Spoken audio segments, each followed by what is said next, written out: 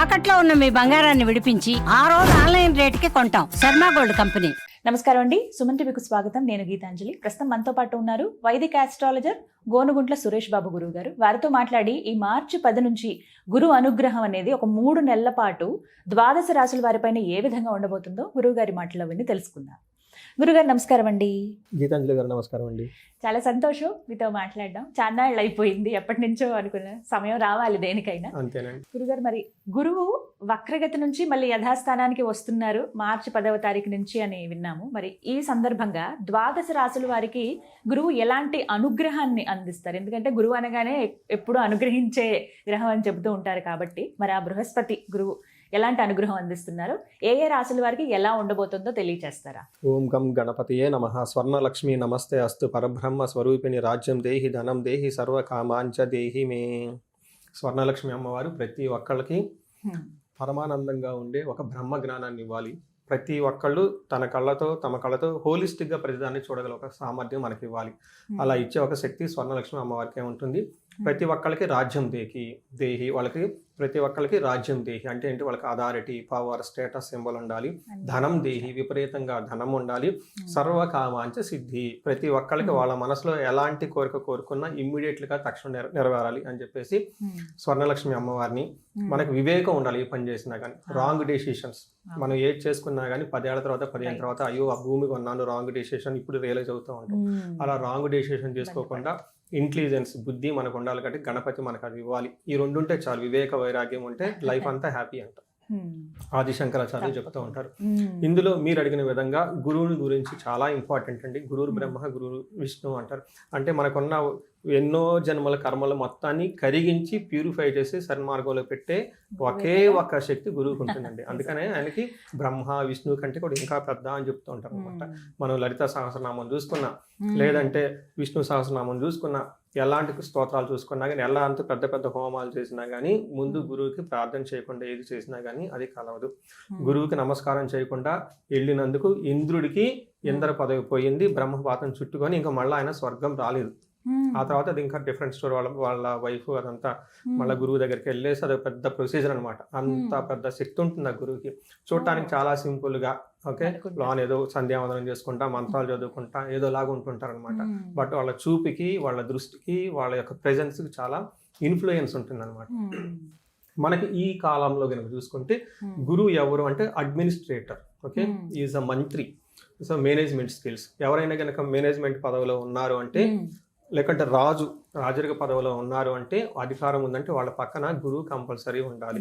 ఒక గురు దృష్టి రాజు ఈ సూర్యుడు దృష్టి ఉంటే వాళ్ళు మంచి సీనియర్ లెవెల్ పొజిషన్లో అయిపోతారు. 10 మందిని నాయకత్వ లక్షణాలు ఉంటాయి అని చెప్తూ ఉంటారు. ఎప్పుడైతే గురు దృష్టి లేదో, శని దృష్టి ఉందో, వాళ్ళు రాజరికం వచ్చినా కానీ దాన్ని కాపాడుకోలేక కోల్పోతారు అని చెప్పేసి చెప్తూ ఉంటుంది. కొంతమంది పొలిటీషియన్ వాళ్ళు నా దగ్గరికి వస్తుంటారు, ఏమంటే ఇప్పుడు నాకు పదవి వస్తుందా, ఉంటుందా, పోతుందా అని అడుగుతూ ఉంటారు అనమాట. ఈ కాంబినేషన్ మనం చూసేది. సో గురువు ఈజ్ ద వెల్ ప్రొటెక్టర్ అండి. సో మనకి గురువు ఏం చేస్తారు? ఫండమెంటల్ బేసిక్ క్వశ్చన్ చూసుకుంటే ఫస్ట్ ఆయన మనకి ధనాన్ని ఇస్తారండి. చాలా మందికి తెలియదు. మనకి గురువు ద్వారానే మనకి ధనం వస్తుంది. ఎవరైనా కనుక సరిగ్గా ధనం రావట్లేదు అనుకుంటే గురువుని ఇగ్నోర్ చేస్తున్నారు. అందుకని గురు సేవ చేసుకుంటే, శుశ్రూష చేసుకుంటే నిదానంగా ధనం వస్తుంది.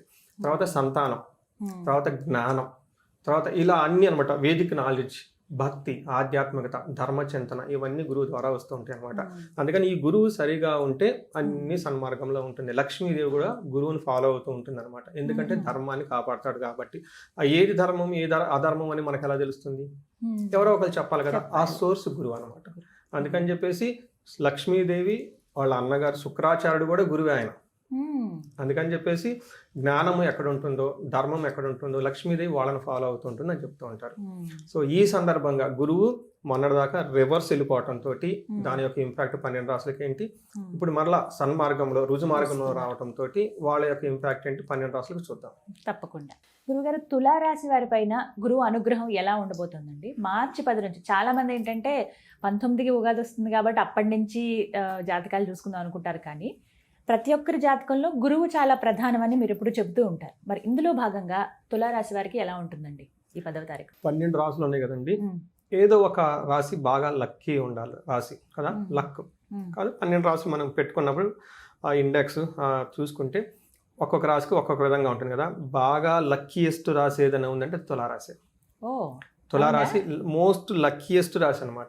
అందులోనూ 2025 సంవత్సరంలో 2026 సంవత్సరంలో ఈ 2 సంవత్సరాల రాశి ఫలాలు మన సుమన్ టీవీలో నేను చేశాను. లాస్ట్ 3 years నుంచి చేస్తూ ఉన్నాను. ఇది 3rd year మొన్న కూడా చేశాను. కంపారిటివ్ చేసుకుంటే వాళ్ళకి తెలిసిపోతుంది అంతకుముందు ఏం చెప్పాను. వీళ్ళకి ది మోస్ట్ లక్కీయెస్ట్ రాశి 12 రాశుల్లో బాగా ఉన్న టాప్ 3 రాశులు ఇది ఒక రాశి. దానికి కారణం గురువు. అందుకని గురువు వీళ్ళకి ఎక్కడ ఉన్నాడు? 9వ స్థానంలో ఉన్నారు. 9వ స్థానాన్ని మనం భాగ్యం అంటారు, లక్ అంటారు. ఒక మనిషికి లక్ ఎక్కడ ఉంటుంది అని చూసేదంటే 9వ స్థానంలో. ఆ 9వ స్థానంలో కనుక గురువు ఉంటే అది మహాభాగ్య యోగం అంటారు. భాగ్యం కాదు, మహాభాగ్య యోగం, గ్రేట్ లక్. ఎలా, ఏ ప్రకారంగా మనం చెప్పుకుంటూ పోతే మనకు సంస్కృతంలో మహర్షులు ఏం చెప్తారంటే అర్ధం చ అంటే ధనం వస్తుందంట. 2 స్వకులాచార అంటే వీళ్ళ వంశంలో ఉన్న వాళ్ళ పేరెంట్స్ నుంచి వస్తున్న ఆచార వ్యవహారాలు చక్కగా చేస్తారు అన్నది ముఖ్యం అండి. గుర్తుపెట్టుకోండి, మన పెద్దవాళ్ళు ఇచ్చిన ఆచార వ్యవహారాల్లో చాలా స్ట్రాంగ్ ఉంటుందంటే చాలా స్ట్రెంత్ ఉంటుంది. మీరు అమెరికా వెళ్ళొచ్చు, యుఎస్ వెళ్ళొచ్చు, యూకే వెళ్ళొచ్చు, కానీ మీ నేటివ్ ప్లేస్లో ఉన్న దేవతలు, మీ నేటివ్ ప్లేస్లో ఉన్న గుళ్ళకి ఉన్నంత పవర్ ఎక్కడా ఉండదండి. ఎందుకంటే వీళ్ళ అమ్మ నాన్నగారు, వాళ్ళ అమ్మ నాన్నగారు, వాళ్ళ అమ్మ నాన్నగారు అక్కడ ముక్కుని ఉంటారండి. వాళ్ళకి ఆ సమ్మర్లో కానీ ఒకసారి వాళ్ళ నేటివ్ ప్లేస్కి వెళ్ళి వచ్చేసి అందరితో కలిసి తిరిగి వెళ్ళిపోతే ఆ వైబ్రేషన్స్ వాళ్ళు యూఎస్లో వెళ్ళిన తర్వాత చాలా ఉంటాయి. నేను రెమెడీస్ ఇది చెప్తాను చాలా మందికి. రెమెడీస్ అన్నీ ఉన్నాయండి, బాగున్నాయి, అబ్బాయిలు మా మాట వింటలేదు, అన్నీ ఉన్నాయి, అమ్మాయి బాగా డాక్టర్ చదివేసింది ఇక్కడ, కానీ సాటిస్ఫాక్షన్ కాలేదు, తర్వాత మాకు అన్సర్టినిటీ అండి, ఫ్యూచర్ వెళ్తాం అర్థం కావటం లేదు.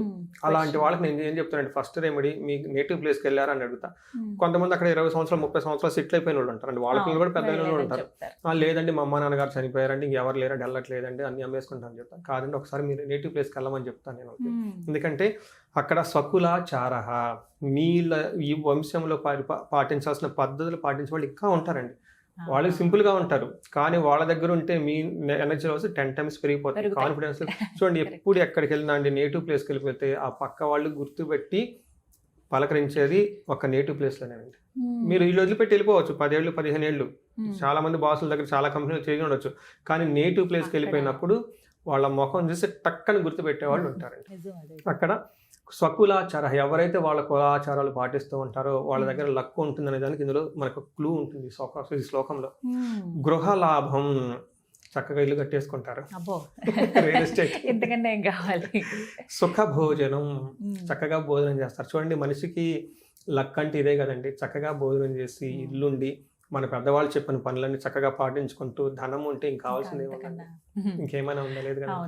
నాతో నిత్య స్త్రీ జన సంపర్క అంటే లేడీస్ తోటి వాళ్ళ ఇంట్లో ఉన్న మదర్ కానివ్వండి, భార్య కానివ్వండి, కూతురు కానీ, బయట ఆఫీసులో వాళ్ళ ఫీమేల్ కొలీగ్స్ ఉంటే వాళ్ళు చక్కగా ఇంటరాక్షన్ అయ్యేసి తద్వారా వీళ్ళకి మంచి సపోర్ట్ వస్తుంది. ఇన్ కేసు లేడీస్ అయితే ఏంటండి అంటే లేడీస్ కానీ జెంట్స్ ద్వారా మంచి సపోర్ట్ వచ్చేస్తుంది, అనుకున్న పనులన్నీ వెళ్తూ ఉంటారు. ఇంతే కాకుండా వీళ్ళకి పిల్లలు పుట్టే అవకాశం ఉంటుంది, మ్యారేజ్ అయ్యే అవకాశం ఎక్కువ ఉంటుంది, ఇంకా ఆవుల్ని గోవుల్ని కొనే అవకాశం ఎక్కువగా ఉంటుంది, బంగారు ఆభరణాలు కొనే అవకాశం కూడా ఎక్కువ ఉంటుంది, రిసార్ట్కి వెళ్ళే అవకాశం ఎక్కువ ఉంటుంది, గుళ్ళు గోపురాలు ఆటోమేటిక్ తిరిగేస్తూ ఉంటారు. వాళ్ళకి ఆల్రెడీ తిరిగేసి ఉంటారు, కాశీ ఇంకా అవన్నీ ఆల్రెడీ ఈ రాశి వాళ్ళకి ఆల్రెడీ తిరిగేసి ఉంటారు ఒక రౌండ్. మీరు తెలిసిన వాళ్ళు ఉంటే ఎంకరేజ్ చేయండి. వీళ్ళకి మహాభాగ్య యోగం కాబట్టి బాగుందండి. మరి వీరు ఇంకా మెరుగైన ఫలితాల కోసం ఏమైనా పరిహారం చేసుకోవాలంటారు? ఒకటి, వీళ్ళకి ఓవర్ అంబిషన్స్ ఉండే అవకాశం ఎక్కువ ఉంటుందండి. అందుకని యోగా మెడిటేషన్ చేయడం చాలా ఇంపార్టెంట్. భగవద్గీత కొన్ని శ్లోకం మన అట్లీస్ట్ ఒక్క శ్లోకం మన డైలీ చదువుకొని పడుకోగలిగితే చాలా బాగుంటుంది. అంటే ఎనర్జీ పాజిటివ్ డైరెక్షన్ లో వాడటానికి ఎక్కువ ఉపయోగపడుతుంది అనమాట. అంటే మనుషులు మిస్టేక్ చేసేది హై లెవెల్ ఎనర్జీ ఉన్నప్పుడే చేస్తారు. ఇప్పుడు గ్రహస్థితి బాగలేనప్పుడు మనం డౌన్ టు ఎర్త్ ఉంటాం, ఈ దేవుడిని ఆ దేవుడిని పూజించుకోవటం, ఈ గుడికి ఆ గుడికి వెళ్ళటం చేస్తూ ఉంటాం. మనం ఎప్పుడు అంత బాయిలో ఉన్నప్పుడు అప్పుడు గుడుగులు గుర్తురావు కదా మనకి, ఈ వెకేషన్ ఆ వెకేషన్ అటు ఇటు వెళ్తాం గుర్తొస్తుంటాయి అనమాట. ఆ టైంలో మిస్టేక్లు చేసే అవకాశం ఎక్కువ ఉంటుంది. కాబట్టి టూ మచ్ ఓవర్ అంబిషన్ లేకుండా పులిహార లాంటివి దానం చేయటం, ఎల్లో కలర్ వస్తువులు దానం చేయటం, గురువులకి ఏమైనా దానాలు చేస్తూ ఉంటే బాగా కలిసి వస్తుందండి. ఎక్కువగా ఏదో ఒక్క శ్లోకం కనుక ప్రతిరోజు ఈవినింగ్ వెళ్ళి చదువుకొని పడుకోగలిగితే, పర్టికులర్గా భగవద్గీత ఒక్క శ్లోకం, ఒక్క శ్లోకం, ఎక్కువ వద్దు, ఒక్క శ్లోకం జస్ట్ అలా పడుకునే ముందు టచ్ చేసి పడుకుంటే చాలండి. ఇది చాలా చక్కటి పరిహారం అండి. ఎవరు మేము చదువుదాం అనుకుంటే చదవలేకపోతున్నాం అన్న వాళ్ళకి చాలా ఈజీగా చదువుకోవడానికి ఉంటుంది. ఆ ఫలితం కూడా పొందుతారు. గురుగారు చక్కగా వివరించారు. ధన్యవాదాలు. ధన్యవాదాలండి.